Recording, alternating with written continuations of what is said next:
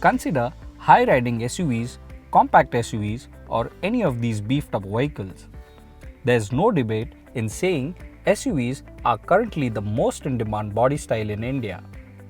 Many buyers want to have one, and so quite a big chunk of car sales comes from this segment. No wonder every car manufacturer has now jumped onto the bandwagon and wants to have one in their lineup. Toyota is not new to the SUV segment, and it already has big guns not just abroad but in our country as well. And the compact SUV that it lacked is now here in the form of the urban cruiser.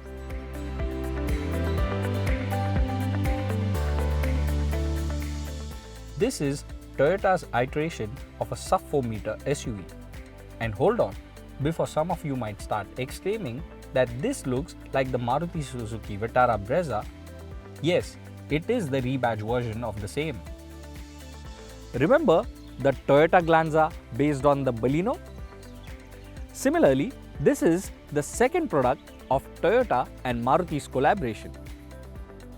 This actually shouldn't be a surprise, or there should not be any negative emotion as such, as this badge engineering is now quite a common phenomenon. Both the manufacturers leverage and benefit from this.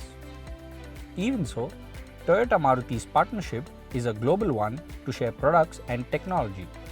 Earlier, Toyota entered the premium hatchback space by getting in the Baleno as the Glanza, and now we have the Brezza-based urban cruiser as an entrant to the compact SUV space. Now that we've cleared the basics, we shall now get into the details of what's to like and what's not to like about this SUV.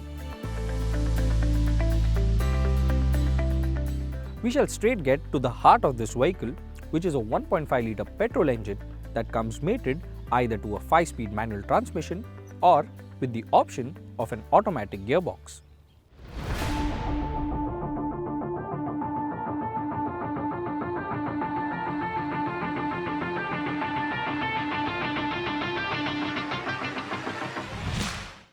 Interestingly, this 4-cylinder mill also gets the 48-volt mild hybrid system, which is a standard affair on both transmission variants.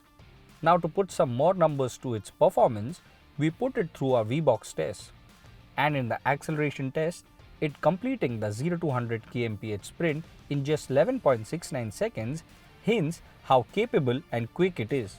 Yes, it's not the quickest among its competition, but these figures are in the ballpark of the quickest ones.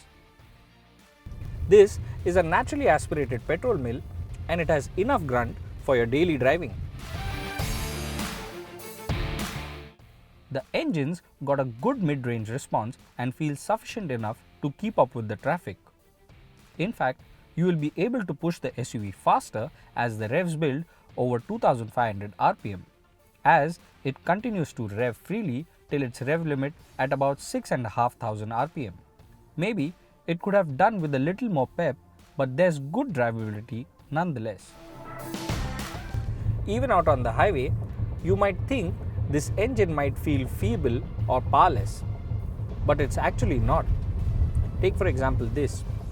We are doing around 50 and I just floor it.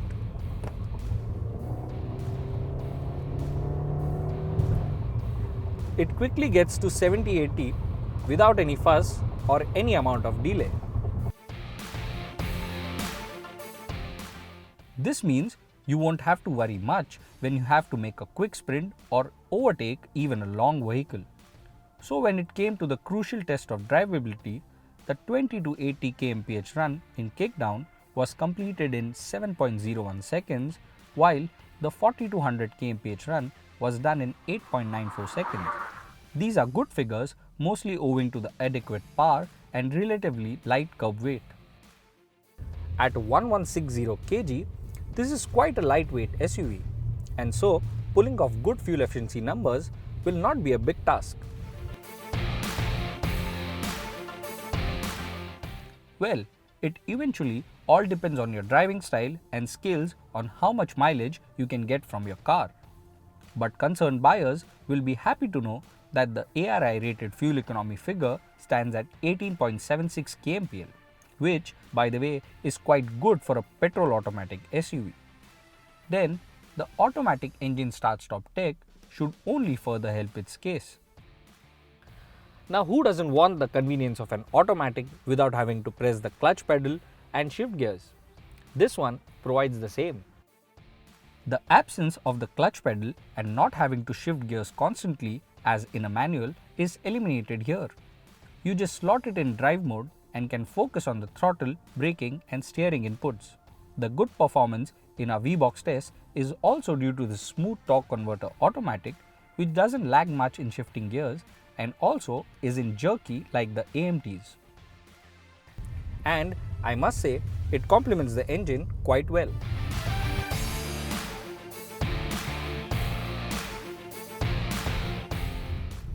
Now, one thing this car does very well is to deal with our road conditions. After all, having an SUV, you would want it to deal with bumps effectively. Its suspension is great over these rough patches and broken roads. It's only when you hit a deep sharp-edged pothole when you hear that banging sound from the suspension. Well, but then that's the only time when you hear this. Otherwise, it's pretty silent, absorbs all shocks and takes the rough terrain without breaking a sweat. Even if you happen to miss a small bump, it takes it in its stride with ease. All of this is also thanks to a good combination of 198 mm of ground clearance and the 215/60 section 16-inch alloy wheels. They give the vehicle a high stance, and with a well-damped suspension, you'll confidently take that diversion or unknown pathway without thinking twice. And that said, it still remains to ride flat on the highways at triple-digit speeds. Now let's get to the interior space and practical features of this SUV. We'll start off with keyless entry. Many people still ask me, how does this work? Well, you don't necessarily have to press this unlock key. You just keep this key with you, walk towards the car and press this button. The car unlocks itself. Well, you do the same thing when you have to lock the car. Close the door and press this button. You don't even have to double check, as this gives out this signal.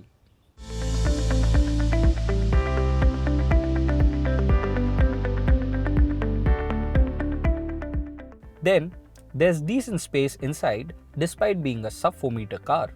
Yes, it does miss rear air vents, but it's got a powerful aircon system to cool off the cabin quickly.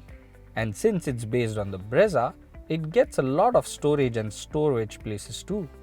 There are plenty of bottle and cup holders, and even though it doesn't have the largest boot, a 60-40 split arrangement adds to the versatility of luggage requirements that can be accommodated with ease. Even in terms of features and safety, it gets a fair share of equipment. Notable features in this range-topping premium trim include diamond-cut alloy wheels, a rear parking camera, automatic LED headlamps and auto wipers, and even LED fog lamps. Then there's a leather-wrapped steering wheel, cruise control, and a 7-inch touchscreen infotainment system compatible with Apple CarPlay and Android Auto. On the safety front, it's got a 4-star global NCAP rating, while dual airbags and ABS are offered as standard across all variants. Now, when it comes to Toyota vehicles and its ownership, it has already been proved that you can't go too far wrong with this brand. The car maker has earned a lot of respect for its after sales and service, and owners find it quite reliable. A hassle-free ownership and excellent after sales service is also thanks to its wide dealer network that has managed to render consistent service quality. Good thing is the urban cruiser shares the same parts as the Brezza, so there shouldn't be a problem in sourcing any part, as it's not unique to this vehicle only. Any which way, it is sold with a 3 years or 1 lakh kilometer standard warranty. Now, apart from just a logo, a grille swap and a bumper, there's no differentiating factor for the urban cruiser to stand out as such. And no, it's not a hideous vehicle to look at, but if it comes to exclusivity, as an owner, you will have nothing unique to boast about. As mentioned earlier, the few changes like a new grille, bumper and the Toyota logo have only managed to give this SUV a new name, but sadly no new identity.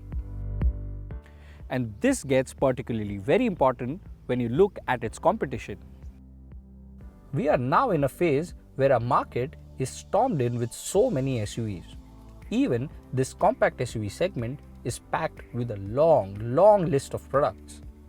There's obviously the Maruti Suzuki Brezza, then the Hyundai Venue, Tata Nexon, Ford EcoSport, Kia Sonet, Mahindra XUV 300, Nissan Magnite, and even cars like the Honda WRV and the upcoming Renault Kiger.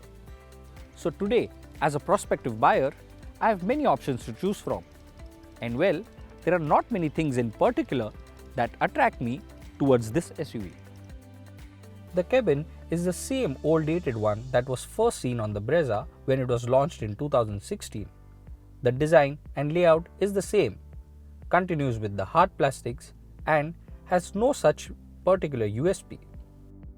Also, take for example this gearbox. People who really care about the transmission type will relate to this. This 4-speed torque converter gearbox is quite okay in its response and people won't find many things to complain about it. But to a discerning eye, it's an old technology and competition has moved way too ahead. Rivals are offering smoother, quicker gearboxes like for example the DCT in the Venue. Now, even for that matter, the new Magnite gets a CVT. Buyers may now even complain about the absence of a fully digital instrument cluster, wireless smartphone charging, and maybe even a sunroof.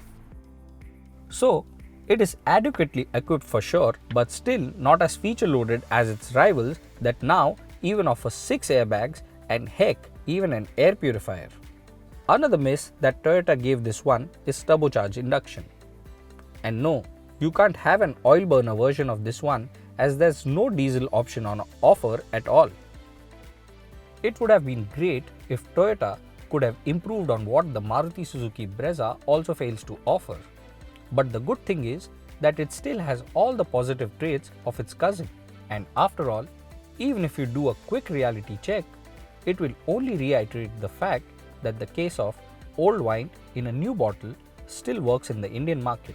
And why not, if the wine is good enough to satiate your taste buds? So all said and done, the urban cruiser with its mature styling, practical cabin with adequate features, and a good ride and drivability, it is a no-nonsense SUV.